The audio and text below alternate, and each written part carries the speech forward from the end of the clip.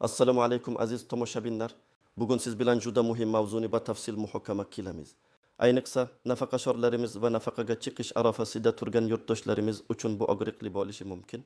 Sarlavadan ko'rinib turganidek 20 May 2026 yildan boshlab barcha nafaqaxo'rlar uchun yomon yangiliklar. Bu shunchaki bir sarlavha emas, balki oldinda turgan jiddiy o'zgarishlar haqidagi ogohlantirishdir.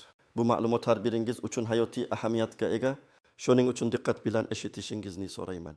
Video davomida barcha savollaringizga javob topasiz va nima qilish kerakligi haqida aniq ko'rsatmalar olasiz. Hoziroq kanalimizga obuna bo'lishni, ushbu videoga like bosishni unutmang.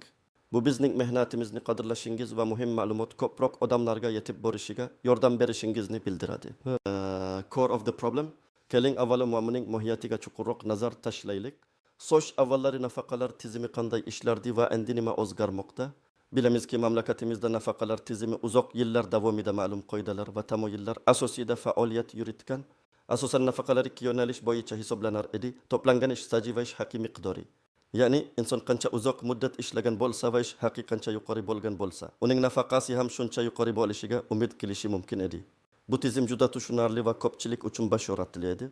Masalan, agar siz umringizning katta qismini davlat tashkilotida yuqori lavozimda ishlab, doimiy ravishda yuqori maosh olgan bo'lsangiz, nafaqaga chiqqaningizda munosib to'lovni kutishingiz tabiiy edi. Xuddi shunday, agar siz 30-40 yil mehnat faoliyatingizni davom ettirgan bo'lsangiz ham, nisbatan pastroq maosh olgan bo'lsangiz, nafaqangiz hajmi ham o'rtacha bo'lar edi. Bu tizim ko'p jihatdan barqarorlikni ta'minlagan. Ammo hozirgi kunda dunyoda va bizning mintaqamizda demografik vaziyatning o'zgarishi, aholining umr ko'rish davomiyligining oshishi, shuningdek mehnat bozoridagi tendensiyalarning transformatsiyasi tufayli nafaqalar tizimini qayta ko'rib chiqish zarurati paydo bo'ldi. May 2026 yildan boshlab, ayniqsa shuni ta'kidlash lozim, nafaqalar hisoblashning yangi usullari va qoidalari kuchga kiradi. Bu o'zgarishlar shunchaki kichik bir tuzatish emas, balki tizimli islohotlarning bir qismidir. Asosiy o'zgarishlardan biri shundaki, endi nafaqa miqdorini aniqlashda faqat ish staji va ish haqi yetarli bo'lmasligi mumkin. Balki nafaqa fondiga qilingan ajratmalar hajmi, ya'ni har bir fuqaroning o'z mehnat faoliyati davomida shaxsiy pensiya hisobiga qancha mablag' o'tkazganligi yanada muhimroq rol o'ynaydi. Bu o'zgarish nafaqaxo'rlarning kelajakdagi moliyaviy barqarorligiga sezilarli ta'sir ko'rsatishi kutilmoqda. Bu ayniqsa maoshini konvertda olganlar, ya'ni norasmiy ish haqi olganlar yoki umuman nafaqa jamg'armasiga muntazam badallar o'tkazmaganlar uchun juda muhimdir. Main part 1 detailed breakdown. Kelington endi bu yangi o'zgarishlarni batafsil ko'rib chiqamiz. Nimalarni bilishingiz kerak, kimlar savotirlanishi kerak va kimlar uchun bu o'zgarishlar unchalik qo'rqinchli emas. Hamma narsani aniq misollar bilan tushuntirib berishga harakat qilaman. Birinchi va eng muhim jihat shuki, 20 May 2026 yildan boshlab nafaqani hisoblashda nafaqaxo'rning shaxsiy pensiya hisobiga kiritilgan badallar miqdori markaziy o'ringa chiqadi. Bu shuni anglatadiki, agar siz ilgari shunchaki uzoq yillar davomida ish stajini yig'ib kelgan bo'lsangiz, ammo rasmiy ish haqingizdan pensiya fondiga kam badallar o'tkazilgan bo'lsa yoki umuman pensiya jamg'armasiga badal to'lamagan bo'lsangiz, nafaqangiz miqdori avvalgi hisob kitoblarga nisbatan sezilarli darajada kamayishi mumkin. Keling bir nechta real hayotiy misollarni raqamlar bilan tushuntirishga harakat qilaman. Misol 1, konvertdagi maosh olgan ishchi. Faraz qilaylik, 50 yoshli Odil akamiz bor. U 25 yil davomida katta bir xususiy kompaniyada ishlagan. Rasmiy ravishda uning ish haqi minimal darajada ko'rsatilgan. Deylik, oyiga 1 million so'm. Lekin amalda Odil aka har oy 5 million so'm konvertda olgan.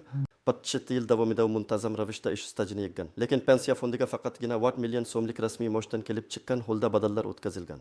Yangi tizim joriy etilgandan so'ng Odil akaning pensiyasi uning konvertda olgan 4 million so'mini hisobga olmaydi. Faqatgina rasmiy ravishda o'tkazilgan badallar hisobga olinadi. Bu esa uning pensiyasini avvalgi kutilgan darajadan ancha past qiladi. Agar ilgari o'zining katta ish staji va norasmiy yuqori maoshiga ishonib, yaxshi pensiyani kutgan bo'lsa, endi bu kutilmalarining puchga chiqqanini ko'radi. Sababi pensiya badallari shaffof va qonuniy yo'l bilan o'tkazilmagan. Bu Odil aka kabi ish staji bor, ammo pensiya jamg'armasiga rasman kam badal o'tkazilgan insonlar uchun juda yomon yangilikdir. Ular savotirlanishi kerak. Misolda rasmiy va to'liq badal to'lagan ishchi.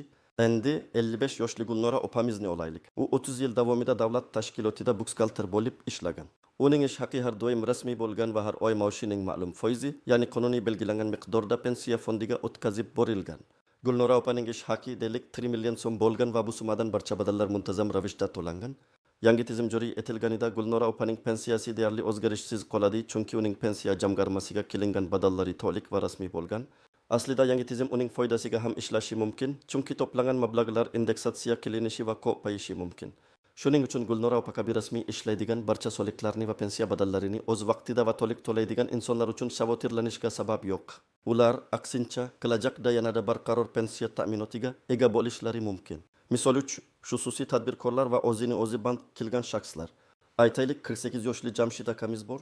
U 15 yil davomida xususiy tadbirkor sifatida faoliyat yuritgan.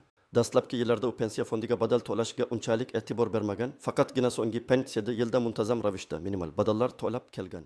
Uning daromadlari juda yaxshi, lekin rasmiy jihatdan bu daromadning katta qismi pensiya jamg'armasida aks etmagan. Yangi qoidalar kuchga kirgandan so'ng Jamshid aka o'zining umid qilgan pensiyasi miqdori ancha past bo'lishini tushunadi, chunki u nafaqa fondiga kamroq mablag' o'tkazgan. Agar u oldinroq bu masalaga jiddiy yondashib, o'zining real daromadlaridan kelib chiqqan holda ko'proq badallar to'laganida edi, vaziyat butunlay boshqacha bo'lardi. Bu misol o'zini o'zi band kelgan shaxslar, tadbirkorlar va frilanserlar uchun juda dolzarb. Agar siz hozirda shunday toifaga kirayotgan bo'lsangiz, pensiya badallarini to'lash masalasiga jiddiy e'tibor qaratishingiz shart. Bu o'zgarishlarning asosiy sababi nima? Demografik o'zgarishlar, aholining qarishi, ya'ni tugilish darajasining pasayishi va umr ko'rish davomiyligining o'sishi tufayli ishlayotganlar va nafaqaxo'rlar o'rtasidagi nisbat o'zgarmoqda. Ko'proq odamlar nafaqaga chiqmoqda va ularga nafaqa to'lash uchun yetarli ishlayotgan aholi soni kamaymoqda. Bu esa pensiya tizimiga katta bosim o'tkazadi. Shu sababli hukumat pensiya tizimini moliyaviy barqaror qilish maqsadida har bir fuqaroning shaxsiy hissasiga qarab nafaqa belgilash mexanizmiga o'tishni maqsadi qilgan. Bu shuni anglatadiki, har bir inson o'zining kelajakdagi pensiyasi uchun o'zi mas'ul bo'ladi. Qancha badal to'lasa, shuncha yaxshi pensiyaga ega bo'ladi. Kimlar savotirlanishi kerak? Birinchidan, konvertda ish haqi olganlar yoki rasmiy ish haqi minimal darajada ko'rsatilganlar. Ikkinchidan, umuman pensiya jamg'armasiga badal to'lamagan yoki juda kam to'laganlar, masalan, uzoq muddat norasmiy ishlaganlar yoki chet elda ishlab mahalliy pensiya fondiga badal o'tkazmaganlar. Uchinchidan, tadbirkorlar va o'zini o'zi band kelgan shaxslar, agar ular pensiya badallariga jiddiy e'tibor qaratmagan bo'lsalar. Kimlar savotirlanmasligi kerak? Asosan davlat tashkilotlarida rasmiy ishlaydiganlar, yirik korxonalarda oq maosh olib, barcha pensiya badallarini muntazam va to'liq to'laydigan fuqarolar. Ular uchun bu o'zgarishlar aksincha shaffoflikni oshirishi va kelajakda nafaqa tizimini yanada adolatli qilishi mumkin. Xulosa qilib aytganda, 5 may 2024 yildan boshlab nafaqaning hajmi bevosita sizning pensiya fondiga o'tkazgan mablag'ingizga bog'liq bo'ladi. Bu faqatgina ish staji yoki umumiy ish haqi emas, balki aynan o'sha jamg'arilgan mablag'lar hajmini nazarda tutadi. Main part 2, exceptions to the rules, pitfalls and non-obvious nuances. Har qanday qoida o'z istisnolariga ega bo'lgani kabi, bu yangi pensiya tizimi ham ba'zi nozik jihatlar va kutilmagan holatlarni o'z ichiga oladi. Keling, ularni birma-bir ko'rib chiqaylik. Birinchi navbatda muhim bir nuqta shundaki, yangi tizim to'liq bir kunda hamma narsani butunlay o'zgartirib yubormaydi. Odatda bunday katta islohotlar o'tish davrini nazarda tutadi. Ya'ni 20 may 2026 yilgacha pensiyaga chiqqanlar uchun eski qoidalar amal qilishi mumkin. Undan keyin pensiyaga chiqadiganlar uchun esa bosqichma-bosqich yangi qoidalar joriy etilishi ehtimoli yuqori.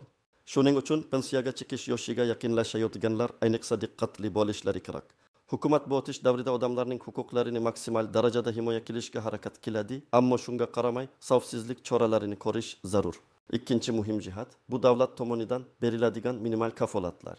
Hech kim to'liq pensiyasiz qolmaydi, hatto pensiya fondiga badallar kam bo'lgan taqdirda ham davlat eng kam pensiya miqdorini kafolatlaydi. Bu shuni anglatadiki, agar sizning jamg'argan badallaringiz juda kam bo'lsa ham, siz baribir qonun bilan belgilangan minimal pensiya miqdorini olasiz. Ammo bu minimal pensiya ko'pchilikning hayot sifatini ta'minlash uchun yetarli bo'lmasligi mumkin. Bu nafaqa tizimiga umuman hissa qo'shmagan yoki juda oz hissa qo'shgan shaxslar uchun asosiy to'lov bo'lib xizmat qiladi. Uchinchi nuansiz, bu pensiya badallarining indeksatsiyasi. Nafaqalar fondiga o'tkazilgan mablag'lar shunchaki bankdagi hisob raqami kabi turmaydi. Ular inflyatsiya ta'siridan himoyalash maqsadida muntazam ravishda indeksatsiya qilinadi. Ya'ni sizning pensiya hisobingizdagi mablag'lar vaqt o'tishi bilan o'z qadrini yo'qotmasligi uchun qayta hisoblab chiqiladi. Bu juda muhim, chunki aks holda yillar davomida to'plangan mablag'larning xarid qobiliyati sezilarli darajada tushib ketishi mumkin edi. Shuning uchun bugun o'tkazgan badallaringiz kelajakda ham o'z ahamiyatini saqlab qoladi. 4-chi pitfall, bu chet elda ishlagan fuqarolar masalasi.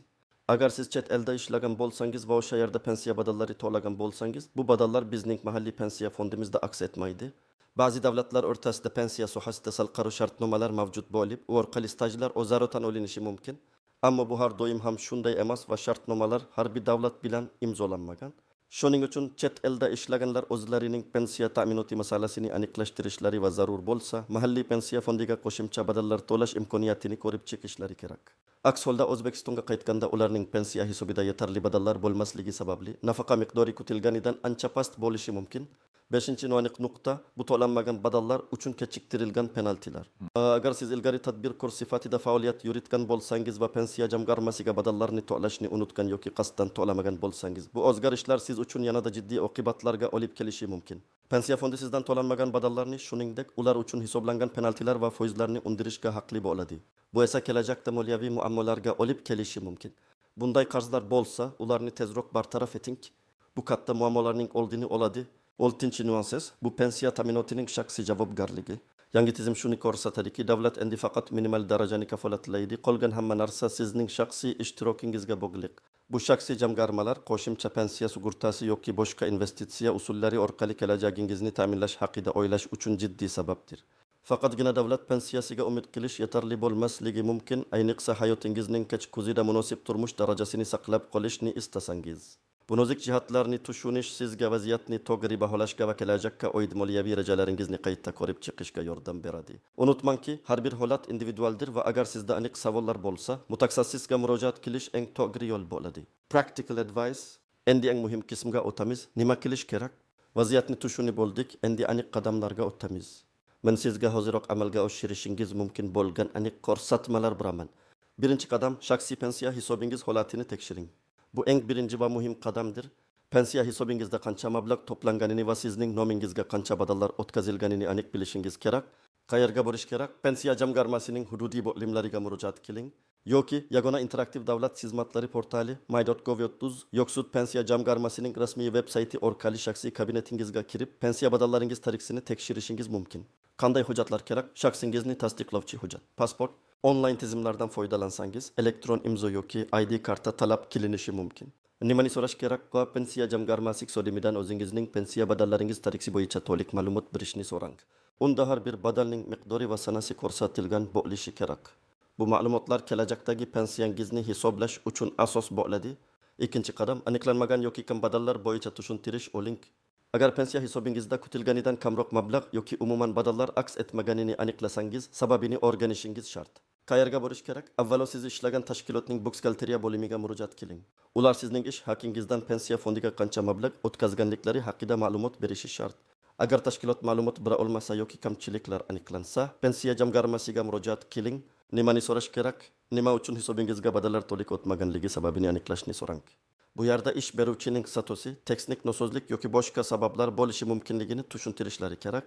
Qanday hujjatlar kerak? Ish joyingizdan olingan ma'lumotnomalar, agar bo'lsa, ish haqi haqidagi ma'lumotnomalar, shuningdek shaxsingizni tasdiqlovchi hujjat. 3-qadam, to'lanmagan badallarni to'lash imkoniyatini o'rganing. Agar hisobingizda yetarli badallar mavjud emasligi aniqlansa, ularni to'lash imkoniyatlari mavjudligini bilib olishingiz kerak. Qayerga borish kerak? Yana pensiya jamg'armasining hududiy bo'limlariga. Ular sizga to'lanmagan davlar uchun badallarni qanday to'lash mumkinligi, qanday summa to'lash kerakligi va qanday tartibda amalga oshirilishi haqida batafsil ma'lumot beradi. Ba'zi hollarda maxsus shartlar asosida badallarni kechiktirib to'lash imkoniyati ham berilishi mumkin.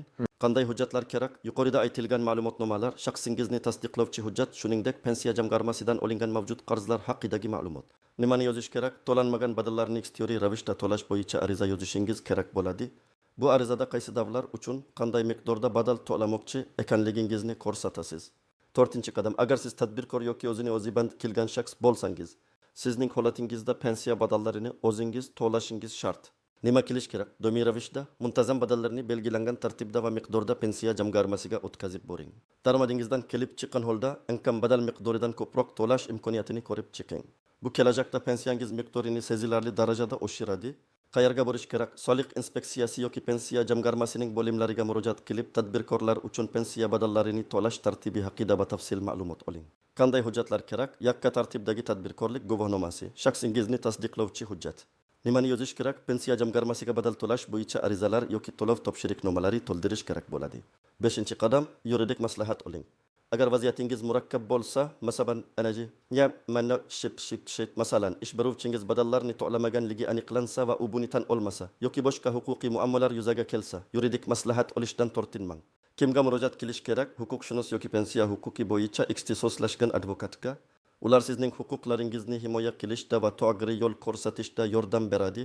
Bu qadamlar nafaqat hozirgi nafaqaxo'rlar, balki yaqin kelajakda nafaqaga chiqishni rejalashtirayotgan barcha fuqarolar uchun ham juda muhimdir. Vaqt o'tishi bilan o'zgarishlar kuchga kiradi va agar siz hoziroq choralar ko'rmasangiz, keyinchalik vaziyatni tuzatish ancha qiyin bo'lishi mumkin. Shuning uchun bu masalaga jiddiy yondashing va imkon qadar tezroq harakat qiling. Conclusion and final hook. Aziz do'stlar, bugun biz siz bilan 20 may 2026 yildan boshlab nafaqaxo'rlar kutayotgan jiddiy o'zgarishlar, ya'ni pensiya tizimida yuz beradigan yangiliklar haqida batafsil gaplashdik. Tushundikki, endi pensiya miqdori ko'proq shaxsiy pensiya hisobingizga o'tkazilgan badallar hajmiga bog'liq bo'ladi. Bu o'zgarishlar ayniqsa norasmiy ish haqi olganlar, pensiya fondiga badal to'lashga e'tibor bermagan tadbirkorlar va o'zini o'zi band qilgan shaxslar uchun og'riqli bo'lishi mumkin. Ammo to'liq badal to'laganlar uchun sabotirlanishga sabab yo'q. Biz sizga vaziyatni o'zgartirish, o'z pensiya ta'minotingizni yaxshilash uchun aniq amaliy tavsiyalar berdik. Shaxsiy hisobingizni tekshirish, kamchiliklarni aniqlash va imkon bo'lsa badallarni to'ldirish. Ushbu ma'lumot har biringiz uchun foydali bo'ldi degan umiddaman. Bu juda muhim mavzu. Shuning uchun o'z fikrlaringizni, savollaringizni yoki shaxsiy tajribangizni izohlarda yozib qoldirishdan tortinmang. Sizning har bir fikringiz biz uchun qimmatlidir va boshqa tomoshabinlar uchun ham foydali bo'lishi mumkin. Videoga like bosing, agar u sizga yordam bergan bo'lsa va albatta kanalimizga obuna bo'lishni unutmang. Kelajakda ham shu kabi dolzarb va hayotiy ahamiyatga ega bo'lgan mavzularni yoritishda davom etamiz. O'zingiz va yaqinlaringiz haqida g'amxo'rlik qiling. Keyingi videolarda ko'rishguncha sayr.